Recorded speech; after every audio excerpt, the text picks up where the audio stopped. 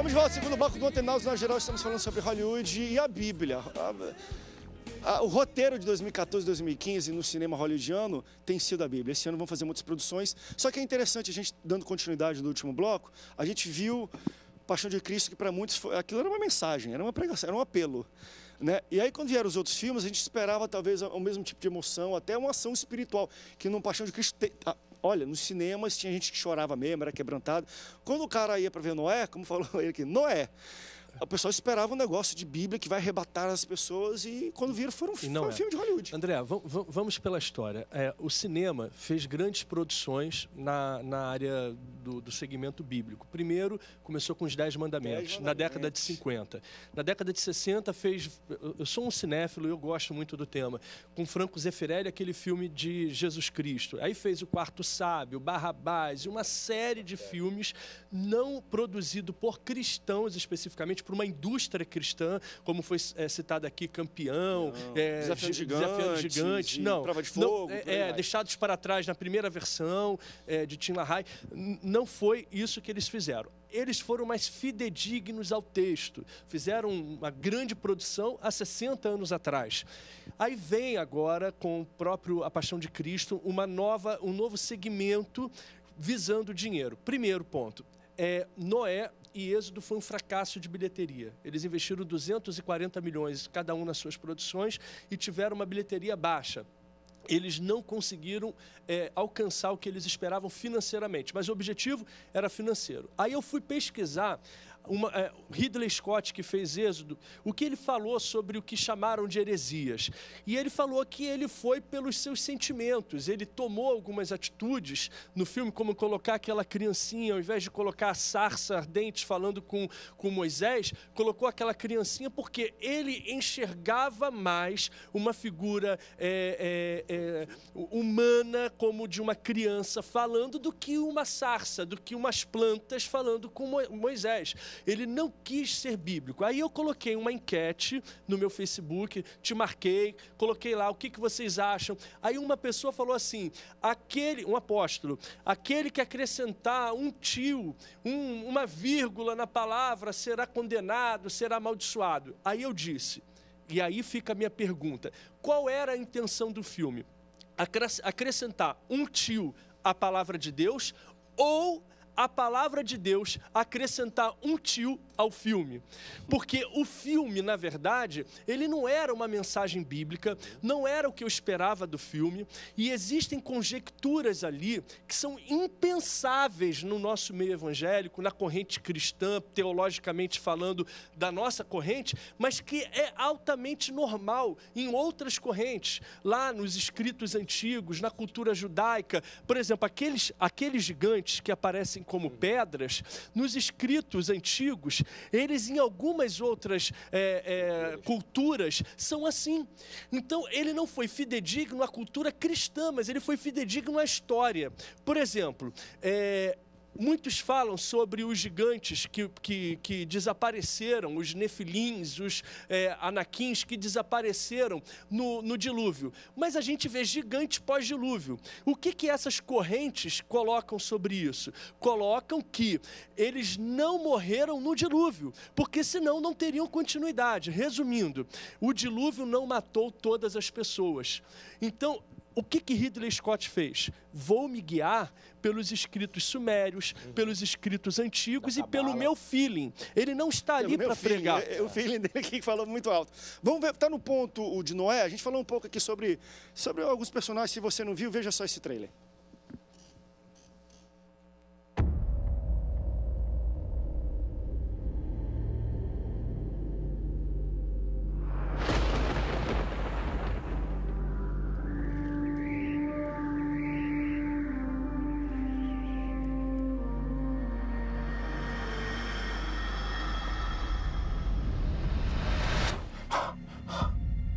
No. What did he say?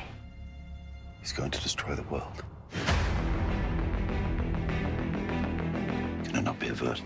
Man corrupted his world and filled it with violence. So we must be destroyed. A great flood is coming. We build a vessel to hold the innocent. Mama! There's them! do you want? Did you really think you could protect yourself from me in that? It's not protection from you. I have men at my back, and you stand alone and defy me? I'm not alone. When they come, they will be desperate and there will be many.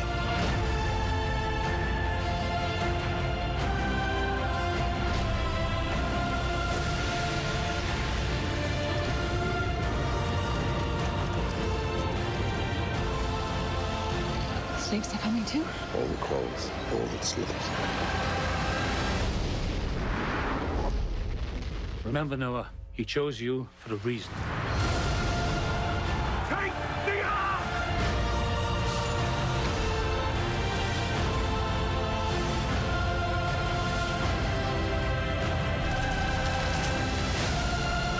Choice was in your hands, Noah.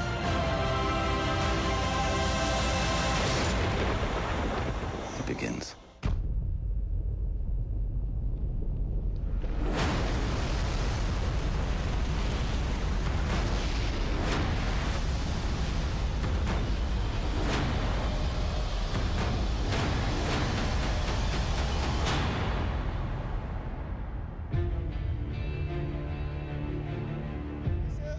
É ou não é? Essa foi a pergunta que a gente até fez também uma enquete. Muita gente falou mal do filme. Felipe, eu não sei se... Eu tive muitos amigos que me procuraram falando, poxa, que bacana.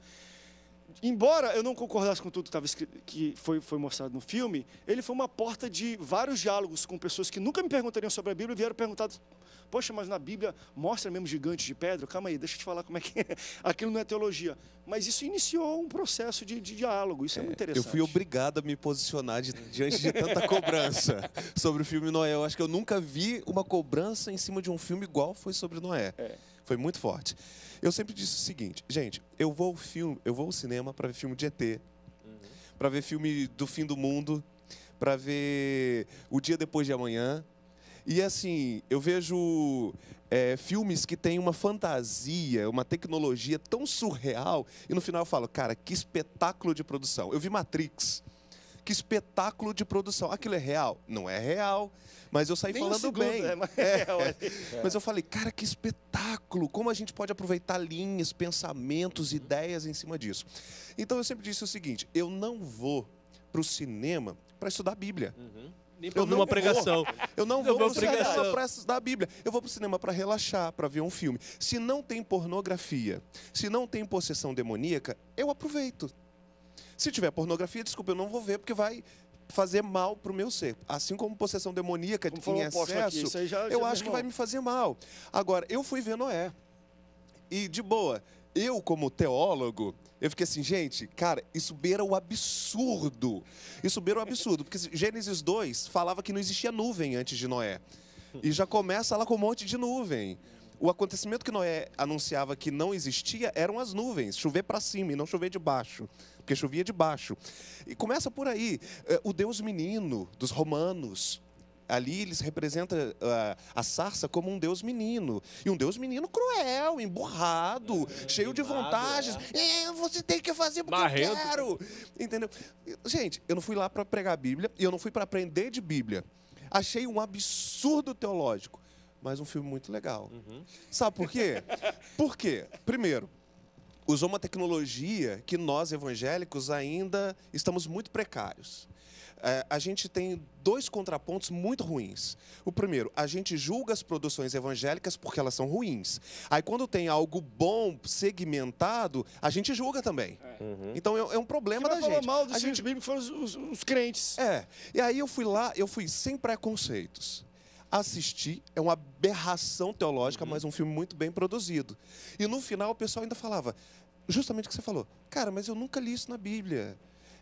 Eu, quando era criança, que eu fui batizado na igreja católica, me contaram essa história, mas ele fez isso, ele não fez aquilo. É uma deixa para você falar, peraí, então vamos fazer o seguinte, deixa eu abrir minha Bíblia aqui no celular, vamos ler o relato bíblico, vamos ler em várias versões, você tem a sua Bíblia católica, mas aconteceu isso, mas essa história aqui são dos sumérios, essa história aqui é dos babilônicos, mas essa história aqui é da Bíblia, mas a Bíblia contou depois. O fato dela ter contado depois não indica que ela aconteceu depois, apenas Moisés narrou depois.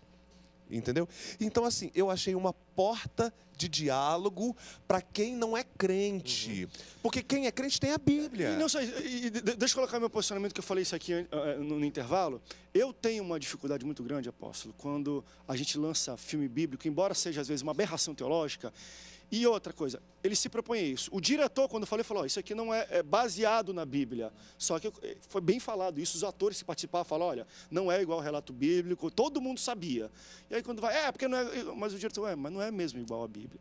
E a gente fala mal. Por exemplo, o Êxodo que lançou agora, a gente vai mostrar o trailer do Êxodo no próximo bloco. Nos Estados Unidos, pelo menos, aqui no Brasil, eu vi um movimento também assim. Mas grandes pastores boicotaram. Porque nos outros levavam... todo mundo da igreja, rolou um movimento de boicote e eles sentiram na bilheteria isso. Só que sabe qual é o meu problema? Beleza, eu acho e ele falou, André. beleza, agora 50 tons de cinza, vai ter boicote? Que pra mim vai ser aí sim, meu irmão, muito pior. Que é muito Tá pior. Tá É algo de Satanás mesmo, para fazer, mente, a gente não faz nada. Quando é algo que assimila a Bíblia, a gente vai para o intervalo, depois a gente volta. A questão da... Aposto, a gente vai para o intervalo, daqui a pouco a gente vai que estourou, mas só dessa deixa. Quando é 50 tons de cinza, ninguém faz nada. Quando é Êxodo, que por mais que seja uma aberração teológica em muitos sentidos, mas ele levanta, ele traz o questionamento do diálogo, da discussão. A gente não muito mais produtivo. Vamos ver. Quero ver o pessoal boicotando 50 tons de cinza também, ué. Vamos para um rápido break, daqui a pouco a gente volta, não sai daí. O Antenados volta já já.